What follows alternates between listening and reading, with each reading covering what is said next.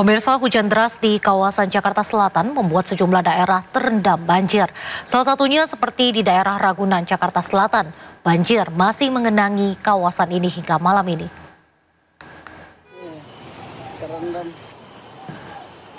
Akibat hujan deras yang mengguyur kawasan Jakarta Selatan, kawasan Ragunan, tepatnya di pintu barat Ragunan, malam ini terendam banjir. Terlihat sejumlah kendaraan kesulitan dalam menembus banjir yang terjadi di kawasan Ragunan. Mati. Nah.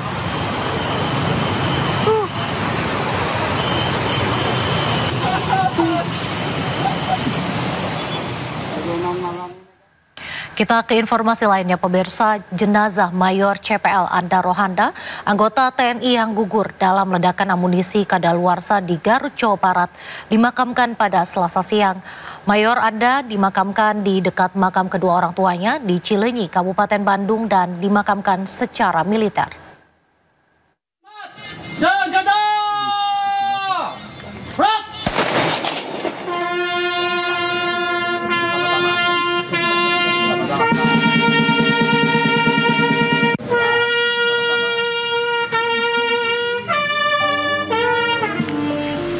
Setibanya di rumah duka, almarhum Mayor CPL Anda Rohanda, satu dari 4 anggota TNI yang menjadi korban meninggal akibat ledakan pemusnahan amunisi di Garut, langsung disolatkan sebelum akhirnya dibawa ke tempat pemakaman umum di Kampung Sukasantri, Desa Cinunuk, Kecamatan Cileunyi, Kabupaten Bandung, Jawa Barat. Prosesi pemakaman berlangsung secara militer dan dihadiri oleh ratusan orang yang terdiri dari keluarga, kerabat, dan tetangga. Sebelum dikebumikan, anggota Komando Garnisun Tetap 2 Bandung melakukan tembakan salvo 1 upacara sebagai bentuk penghormatan terakhir bagi almarhum Mayor CPL Anda Rohanda. Suasana haru pun pecah ketika jenazah almarhum mulai dimasukkan ke tempat peristirahatan terakhirnya. Menurut anak pertama almarhum, Kalis Fikri, dirinya terakhir bertemu sang ayah pada akhir bulan Februari lalu dan selalu intens berkomunikasi via telepon. Yaitu sosok yang militan, ya. Seorang militer yang betul-betul militan. Apa yang dapat ilmu langsung diaplikasikan di lapangan dan dia tidak pernah ragu-ragu. Dapat perintah dari atasan laksanakan, tetapi tidak mengabaikan keluarga tetap, ya. Bapak orangnya gigih ya, disiplin, nggak pernah ngeluh juga. Ini nggak tahu kenapa tiba-tiba kejadian begitu cepat ya. Almarhum Mayor CPL Anda Rohanda merupakan warga asli Desa Cinunuk, Kecamatan Cileunyi, Kabupaten Bandung. Selain 4 anggota TNI, pemusnahan amunisi tidak layak di pesisir pantai Cibalong, Kabupaten Garut yang dilakukan pada hari Senin pagi kemarin juga menyebabkan 9 orang lainnya merupakan warga sipil meninggal dunia. Dari Kabupaten Bandung, Jawa Barat, Yuan Pangestu, iNews melaporkan. Suasana duka terlihat di rumah duka anggota TNI korban insiden ledakan amunisi. Upacara pelepasan digelar secara militer.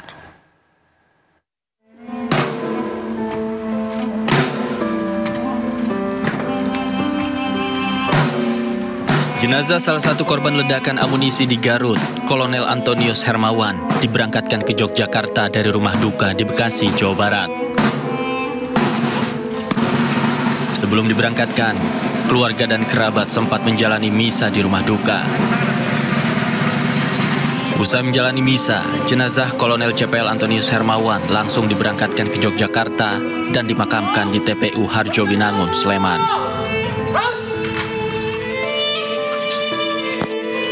Sementara itu, suasana duka juga terlihat di kediaman Mayor CPL Anda Rohanda. Seluruh sanak keluarga serta rekan kerja almarhum berdatangan memenuhi rumah duka. Akibat insiden ini, almarhum Mayor Anda Rohanda meninggalkan 3 orang anak dan 1 orang istri.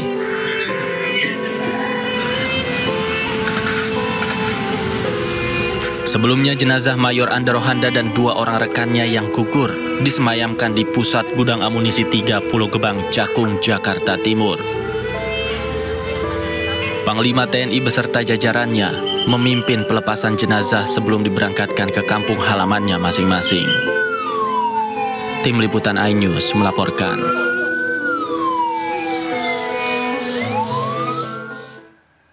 Suasana duka juga menyelimuti rumah duka Kopda RI Dwi Priambodo, salah satu korban ledakan di tempat pemusnahan senjata di Kabupaten Garut. Keluarga menanti kedatangan jenazah Kopda RI di Dusun Banjarsari, Temanggung, Jawa Tengah.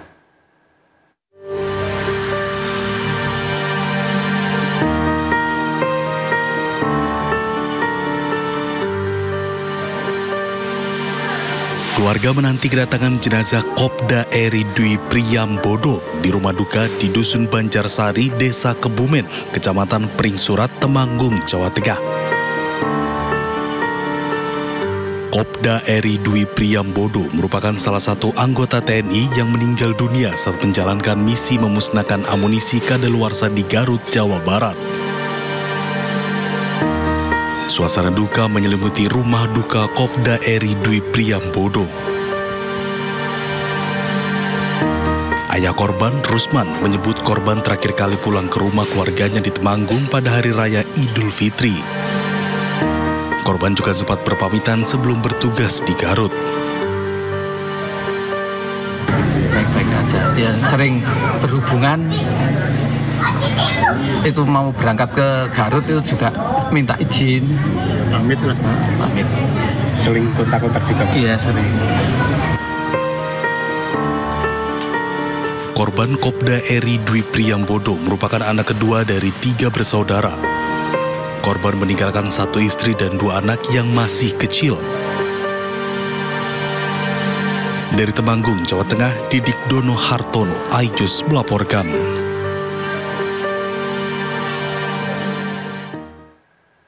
Sebelumnya, 3 jenazah anggota TNI korban ledakan pemusnahan amunisi di Garut disemayamkan di Pusat Gudang Amunisi 3 Pulau Gebang, Cakung, Jakarta Timur. Panglima TNI beserta jajarannya memimpin pelepasan jenazah yang diberangkatkan ke kampung halamannya.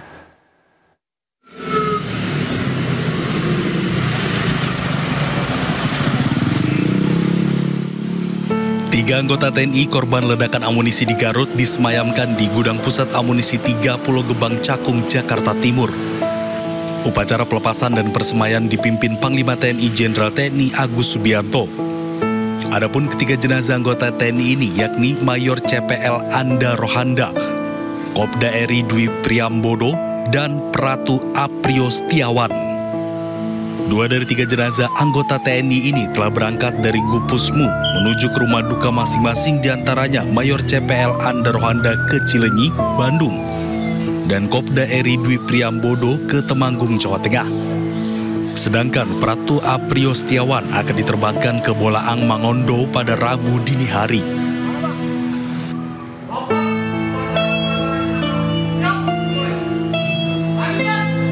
Sementara jenazah salah satu korban ledakan amunisi Kolonel CPL Antonius Hermawan diberangkatkan ke Yogyakarta dari rumah duka di Bekasi, Jawa Barat. Usai menjalani misa di rumah duka Bekasi, dilakukan upacara militer yang dipimpin personel TNI di rumah duka korban. Jenazah Kolonel CPL Antonius Hermawan diberangkatkan ke Yogyakarta melalui Bandara Halim Perdana Kusuma dan akan dimakamkan di TPU Harjo Binangun, Sleman.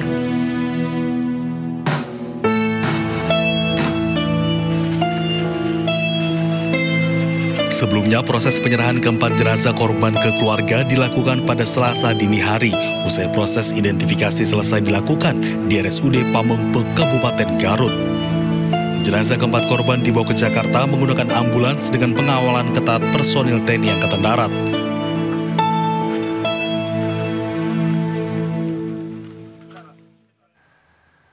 Pemirsa, 13 orang tewas akibat insiden ledakan saat pemusnahan amunisi tak layak pakai di Kabupaten Garut, Jawa Barat.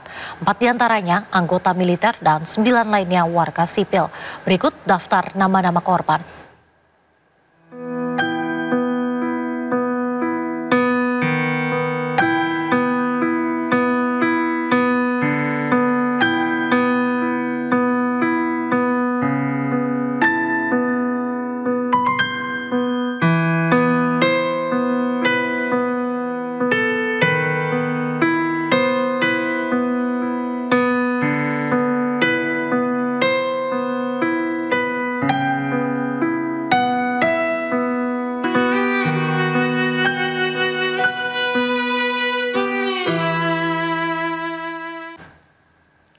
Gubernur Jawa Barat Deddy Mulyadi bersama Pangdam 3 Siliwangi mengunjungi keluarga korban ledakan amunisi kadaluarsa di RSUD Pamengpeuk.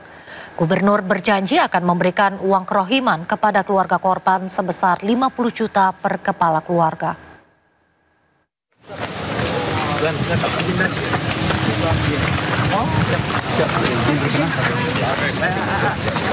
Gubernur Jawa Barat Deddy Mulyadi bersama Pangdam 3 Siliwangi beserta Forkominda Kabupaten Garut mendatangi RSUD Pamengpeuk untuk melihat kondisi jenazah korban meninggal ledakan amunisi kadaluarsa Selasa siang. Ya, itu orang sudah meninggal. Dalam kunjungannya, Deddy Mulyadi sempat berbincang dengan salah satu keluarga korban dan menanyakan kronologi kejadian serta aktivitas keseharian warga yang menjadi korban. Ya. Nah, nanti biaya bulanannya, biaya sekolahnya saya tanggung semuanya ya. Deddy Mulyadi pun berjanji akan memberikan santunan kepada keluarga korban meninggal sebesar 50 juta rupiah per kepala keluarga. Selain itu, Gubernur juga berjanji akan menanggung biaya sekolah anak-anak yang orang tuanya menjadi korban ledakan hingga perguruan tinggi. Oh ya, nilainya per orang 50. Kalau yang sekolah? Sekolahnya kan sudah tanggung jawab saya. Jadi sampai kuliah ya? Ya, sampai kuliah. Jadi kan sempat ngobrol langsung dengan Ya mereka itu bekerja. Pengakuannya adalah mereka bekerja di sana sudah lama, dari 10 tahun, ikut membantu dan menjadi profesi yang ditekuni dalam setiap hari. Dan kelihatannya sudah sangat berpengalaman. Tapi memang kemarin itu bisa dikatakan kategori akan terjadi. Ya kalau dia sebagai pekerja dan kemudian peristiwa itu terjadi pada saat dia bekerja, ya kecelakaan. Setelah mengunjungi RSUD Pamengpeuk dan bertemu dengan keluarga korban, Gubernur Jawa Barat beserta Pangdam 3 Siliwangi dan rombongan kemudian langsung meninggalkan lokasi.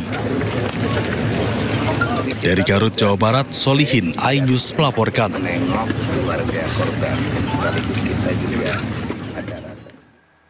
Sehari pasca insiden ledakan amunisi kadaluarsa, petugas melakukan sterilisasi di lokasi. Akses jalan menuju lokasi insiden dijaga ketat oleh petugas.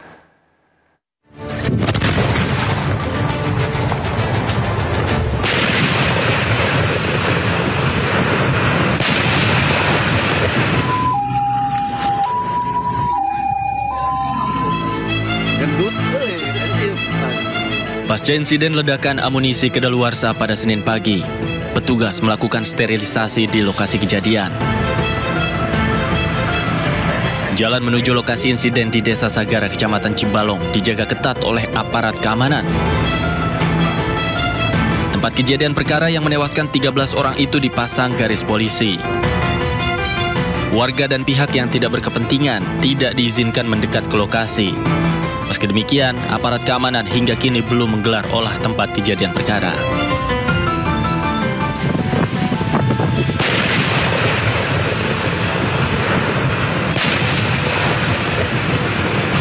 Insiden ledakan amunisi kadaluarsa terjadi pada Senin pagi. Dalam kegiatan itu, amunisi kadaluarsa milik TNI Angkatan Darat dimusnahkan dengan cara diledakkan. Tiba-tiba ledakan susulan terjadi dan menewaskan 13 orang yang berada di sekitar lokasi ledakan. Korban adalah 4 orang anggota TNI dan 9 orang warga sipil. Diduga, warga mendekat ke area ledakan untuk memungut sisa logam amunisi untuk dijual kembali. Dari Garut, Jawa Barat, Tim Liputan iNews melaporkan. Sebelumnya, ledakan terjadi pada Senin pagi sekitar pukul 9.30 waktu Indonesia Barat dalam kegiatan pemusnahan amunisi kadaluarsa yang dilakukan TNI di Desa Sagara, Kabupaten Garut, Jawa Barat. Ledakan kembali terjadi saat warga akan memungut sisa-sisa logam amunisi.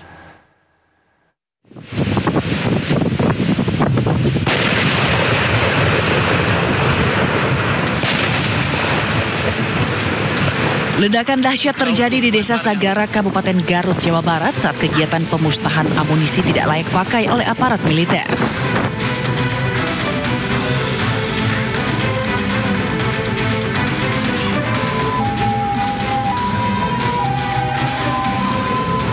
Pemusnahan yang dilakukan di lahan milik Balai Konservasi Sumber Daya Alam ini sebenarnya sudah rutin dilakukan. Namun kali ini terjadi ledakan susulan dan menewaskan sejumlah orang yang berada di sekitar lokasi. Diduga warga mendekat ke area setelah ledakan awal untuk memungut sisa-sisa logam dari amunisi. Tanpa disadari masih ada bahan peledak yang masih aktif yang kemudian meledak kembali. Ledakan inilah yang menyebabkan banyak korban jiwa. Dari Garut, Jawa Barat, Tim Liputan iNews melaporkan.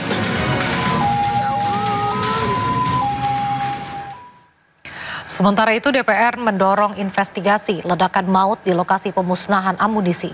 DPR juga meminta hasil investigasi dirilis ke masyarakat secara berkala. Kita tetap mendorong untuk investigasi dilaksanakan secara detail, secara intens ya.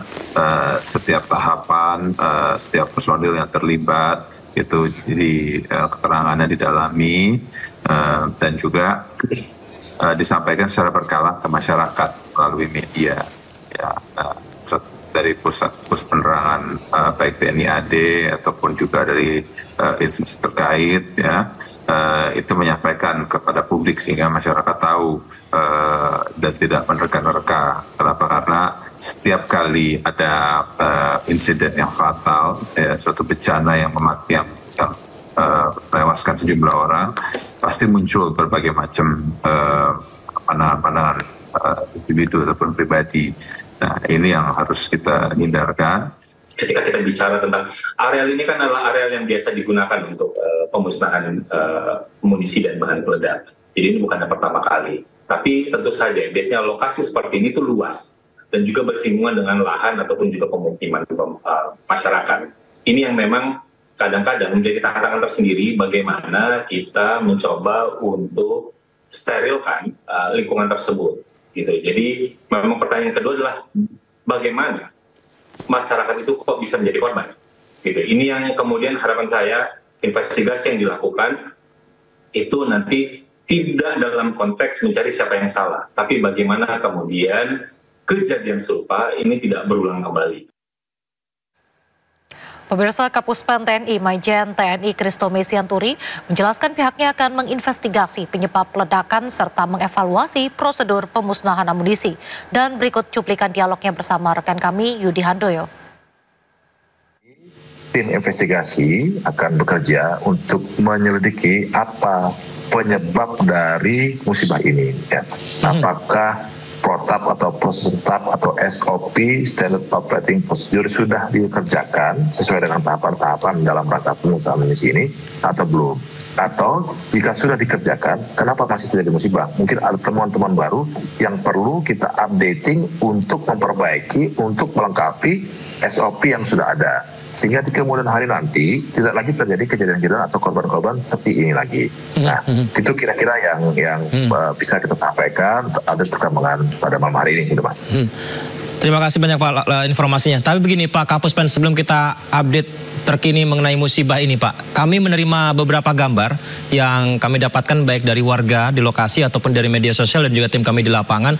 Ada ketika itu diledakkan, api membumbung tinggi dan ketika itu prajurit ada yang mengamankan diri di bawah tanah Pak. Apakah memang prosesnya itu membangun sumur dulu di 2 titik untuk diledakkan atau seperti apa sih Pak? Kalau izin Pak, ingin tahu seperti apa lengkapnya? Ya, teknis detail itu kan yang sangat mengetahui adalah tim Puspat, Pusat Pelaksana Angkatan Darat ya. Jadi kami saja yang prajurit infanteri gitu ya, tidak mengetahui tentang teknis detail itu gitu. Mereka lah yang tahu tentang bagaimana sih pengamanan munisi ini gitu ya. Berapa banyak sih lubang yang harus dibuat, berapa kedalaman lubangnya, berapa jumlah munisi yang harusnya ditaruhkan dalam satu lubang. Nah, nanti itulah yang akan dicari tahu oleh tim investigasi tadi untuk meyakinkan apakah Standard Operating Procedure itu atau protap tadi sudah dikerjakan atau belum. Nah, itu. Kalau memang sudah, kenapa sih masih bisa terjadi musibah seperti ini? Bahkan kepala gudang munisinya, yaitu Kolonel CPL Antonius Hermawan, yang kebetulan adalah rekan kami satu angkatan, bisa gugur juga dalam masa tugas ini. Sehingga perlu ada evaluasi mendetil ya, kenapa masih bisa terjadi gitu ya. Termasuk kenapa ada 9 orang warga sipil yang juga ikut jadi korban di situ gitu ya. Nah ini kan yang perlu pendalaman lebih detail ke depan. Kalau memang di gambar ini ada ledakan yang besar, nama juga pemusnahan munisi. Munisi kan ada macam-macam. Ada yang munisi kaliber kecil, ada munisi kaliber besar. Munisi kaliber kecil itu apa aja sih? Oh, misalnya munisi pistol 9 mm, kemudian munisi SS1 misalnya 5,56 mm, munisi 7,62 mm. Nah, yang besar kayak apa? Misalnya mortir kan itu ya. Yang punya daya ledak yang cukup besar dan luas. Nah, tentunya hal-hal itu sudah menjadi pertimbangan dari tim Puspat. Oh, tempat ledakannya harus jauh dari masyarakat umum, karena kan harus ada jarak keamanan, nah gitu ya. Dengan jumlah munisi sekian banyak itu yang digabungkan untuk dimusnahkan kan pasti akan menemukan daya ledak yang cukup besar. Nah, tentunya itu yang nanti akan diselidiki secara teknis oleh tim investigasi tadi dalam rangka kita updating SOP-nya, protapnya, ya apabila memang sudah dikerjakan atau memang ada prosedur yang memang tidak dikerjakan sehingga terjadilah musibah ini. Nah itu nanti akan didalami, Mas. Karena kalau kita lihat dari gambarnya nih Pak, memang SOP sepertinya memang berupaya maksimal dijalankan. Pemirsa, pengerahan pasukan TNI di seluruh Kejaksaan Tinggi dan Kejaksaan Negeri menuai polemik. Meski kedua pihak mengklaim pengamanan tersebut murni kerjasama dari kedua institusi, namun sejumlah pihak menilai justru ada intervensi militer.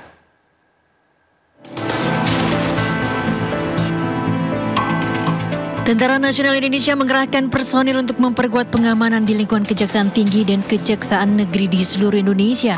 Kebijakan ini tertuang dalam surat telegram tertanggal 6 Mei 2025. Berdasarkan isi surat telegram tersebut, TNI menugaskan satu satuan setingkat peleton terdiri atas 30 personil untuk mengamankan Kejati, serta satu regu atau 10 personil untuk Kejari. Penugasan ini berlaku sejak awal Mei 2025 dan berlangsung hingga waktu yang belum ditentukan. TNI AD mengklaim tindakan tersebut merupakan bagian dari kerjasama rutin antara TNI dan Kejaksaan sebagai pengamanan antar institusi. Sementara, Kapus Penkum Kejagung Harli Siregar pun menegaskan permintaan pengamanan TNI di seluruh Kejaksaan Agung Tinggi dan Kejaksaan Negeri murni didasari kerjasama dan bukan adanya tekanan dari pihak manapun. Harli juga mengatakan pengamanan tersebut merupakan dukungan dari TNI untuk Kejari dan Kejati. Meski pengamanan oleh aparat TNI di seluruh Kejati dan Kejari diklaim sebagai pengamanan memperkuat kerjasama kedua institusi, sejumlah pihak menilai pengerahan pasukan tersebut justru memperkuat adanya intervensi militer. Tim Liputan iNews melaporkan.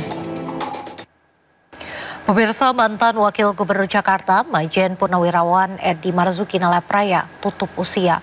Gubernur dan Wakil Gubernur Jakarta Pramono dan Rano datang untuk melayat serta sempat melakukan sholat jenazah.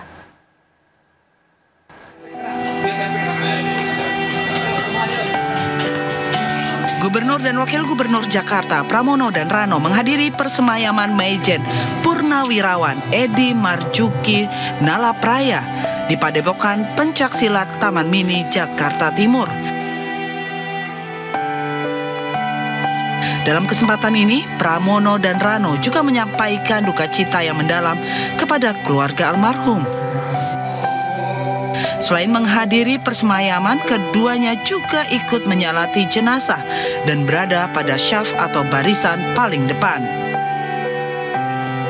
Sebagai masyarakat Jakarta, kami sangat kehilangan.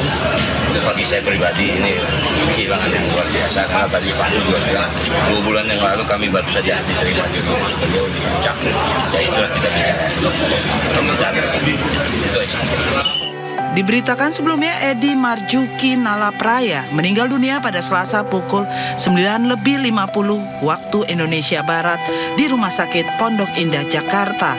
Edi meninggal pada usia 93 tahun. Edi menjabat sebagai Wakil Gubernur Jakarta periode 1984 sampai dengan 1987, mendampingi Gubernur Jakarta saat itu R. Suprapto. Edi juga pernah menjadi Ketua Umum Ikatan Pencaksilat Seluruh Indonesia dan disebut sebagai Bapak Pencaksilat Dunia. Tim Liputan iNews melaporkan.